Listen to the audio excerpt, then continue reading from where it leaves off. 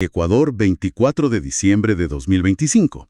Hoy nos sumergimos en una serie de documentos oficiales que, a primera vista, no tienen relación alguna. Tenemos un ambicioso plan nacional para abordar el embarazo adolescente. Al mismo tiempo, el presupuesto de una ciudad pequeña que planea rematar sus retroexcavadoras para financiarse. Y las reglas para construir casas en un pueblo costero. Nuestra misión hoy: descubrir el hilo invisible que conecta todo esto y que define si una política ambiciosa tiene alguna posibilidad de triunfar en el mundo real.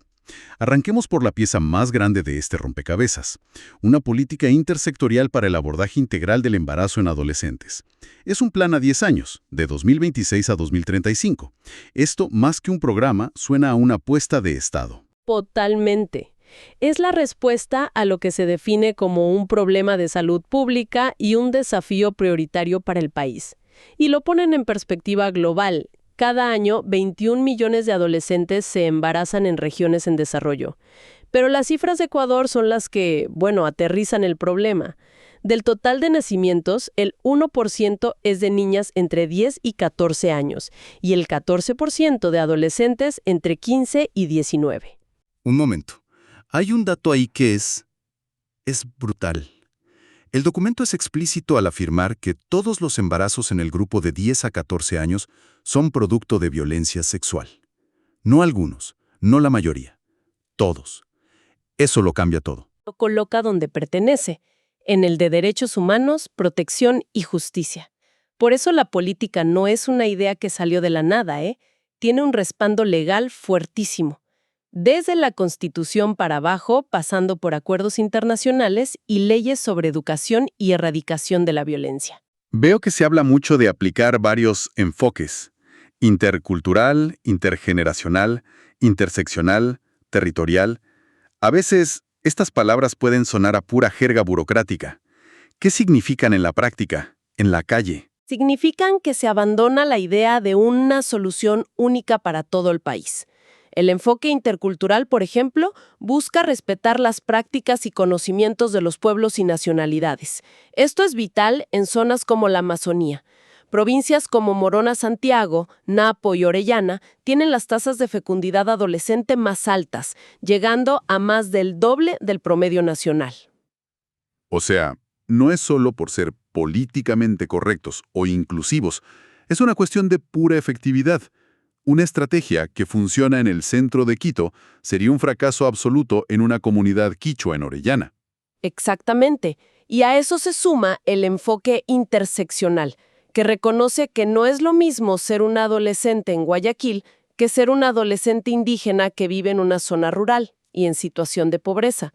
Las barreras se van sumando, se acumulan, la política intenta mirar a la persona en toda su complejidad. Suena lógico, pero también me genera una duda. Al concentrar los recursos y esfuerzos en los puntos calientes con el enfoque territorial, ¿no se corre el riesgo de abandonar otras zonas donde el problema quizás no es tan evidente, pero podría estar creciendo en silencio? Es un riesgo real y una tensión constante en la política pública, claro. Sin embargo, la lógica aquí es la del triaje. Cuando los recursos son limitados, hay que ir primero a donde la herida es más profunda. La idea es que las lecciones aprendidas en estas zonas críticas puedan luego adaptarse y aplicarse en otros lugares. No es un abandono, sino una estrategia de impacto focalizado para luego expandirse. Me imagino que para que esto no se quede solo en un documento con buenas intenciones, debe tener metas súper claras con números y fechas. De lo contrario, en 10 años, nadie sabrá si realmente sirvió de algo. Totalmente. Y en este caso, los números son la columna vertebral del plan. Son muy específicos. Buscan, por ejemplo, reducir la tasa de nacimientos en niñas de 10 a 14 años de 2,04 por cada 1000 en 2024 a 1,81 para 2035. Y para las adolescentes de 15 a 19, la meta es bajar de casi 40 por 1000 a menos de 30. Miden también cosas como el acceso a servicios. Por ejemplo, aumentar la cobertura de asesoría en planificación familiar justo después del parto. Ok, el Plan Nacional suena ambicioso y bien estructurado en el papel.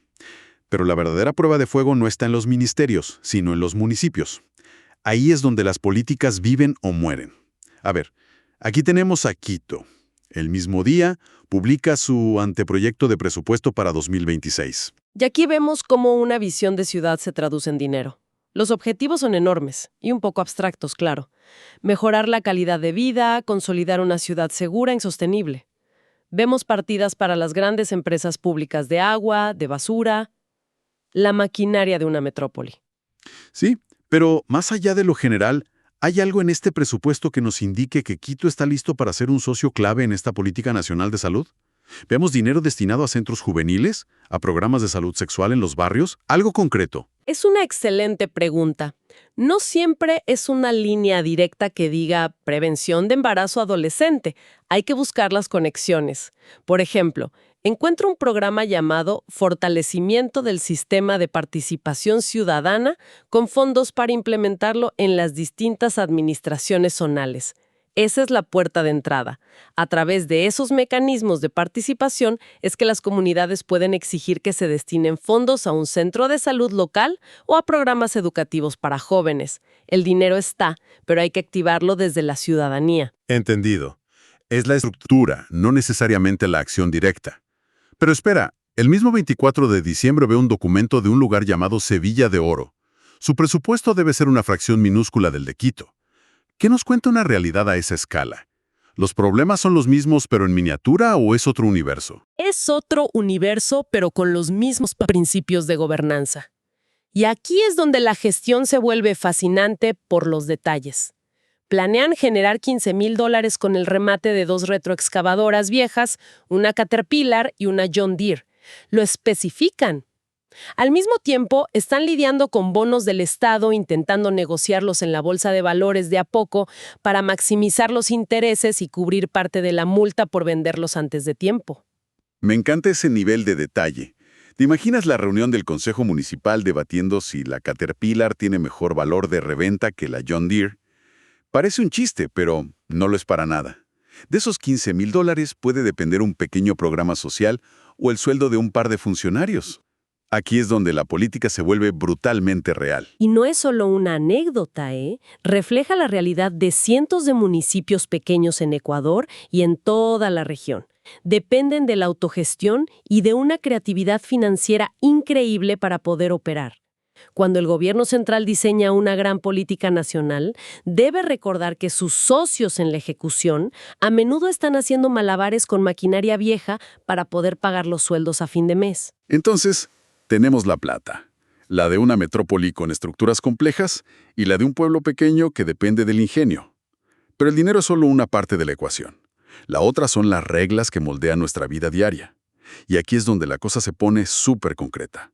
Jaramillo, un cantón costero, publica una ordenanza que establece nuevos estándares para la vivienda de interés social. Aquí es donde la política pública se convierte, literalmente, en ladrillos y cemento. La ordenanza es muy específica. Define áreas mínimas. Una vivienda de 3 dormitorios no puede tener menos de 46 metros cuadrados. Pero va más allá. Exige criterios de accesibilidad universal, pasillos interiores con un ancho mínimo de 0,90 metros, y que en algún punto se garantice un espacio de giro de 1,50 metros de diámetro para una silla de ruedas. Es que esto es clave. No es solo un requisito técnico en un plano.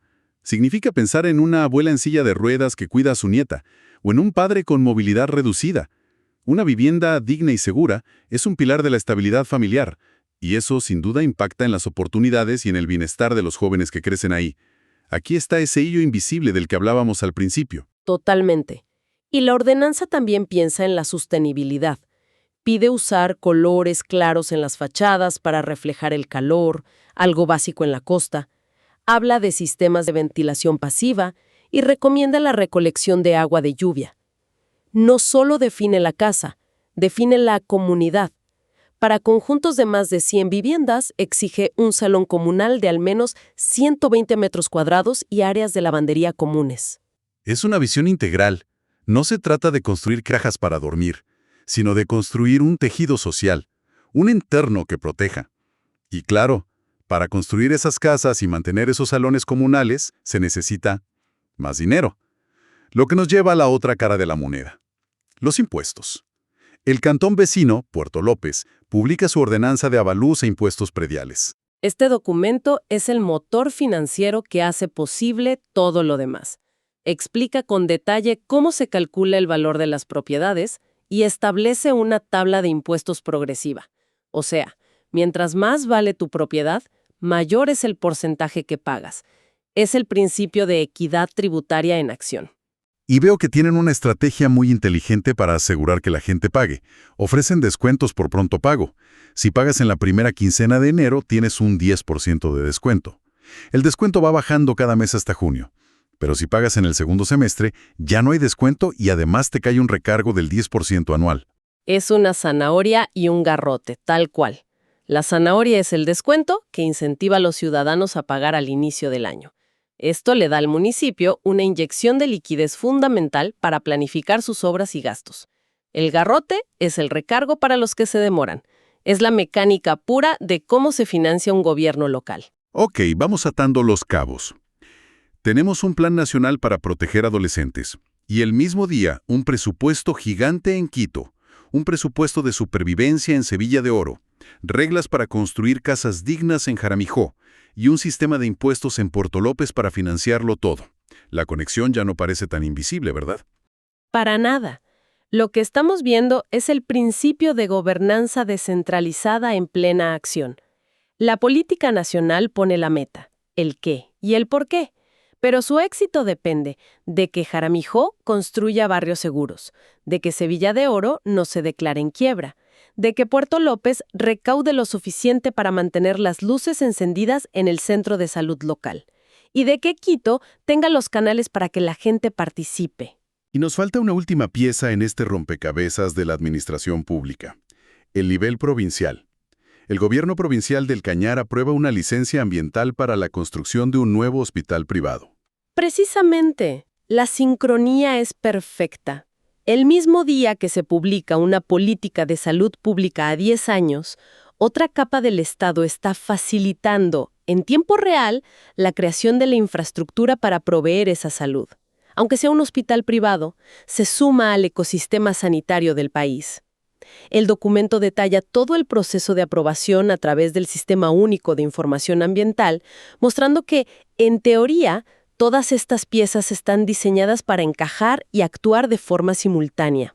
Entonces, lo que parecía una colección aleatoria de documentos publicados en Nochebuena es en realidad una instantánea de un país funcionando, o al menos intentándolo, desde la visión estratégica una década hasta los detalles más prácticos y terrenales. La gran conclusión es que gobernar no es un solo acto heroico, no es firmar una ley y ya. Es la suma de miles de decisiones interconectadas, muchas de ellas mundanas y poco glamorosas, que se toman en todos los niveles. La ambición nacional de proteger a sus adolescentes es crucial, pero su éxito real depende de la salud financiera de un municipio como Sevilla de Oro, de las reglas de urbanismo en Jaramijó y de la capacidad de todo el aparato estatal para operar de manera coherente. Esto nos deja con una pregunta para reflexionar. La próxima vez que escuchemos un gran anuncio sobre una nueva política nacional, ¿con qué frecuencia pensamos en la cadena de decisiones que no salen en las noticias?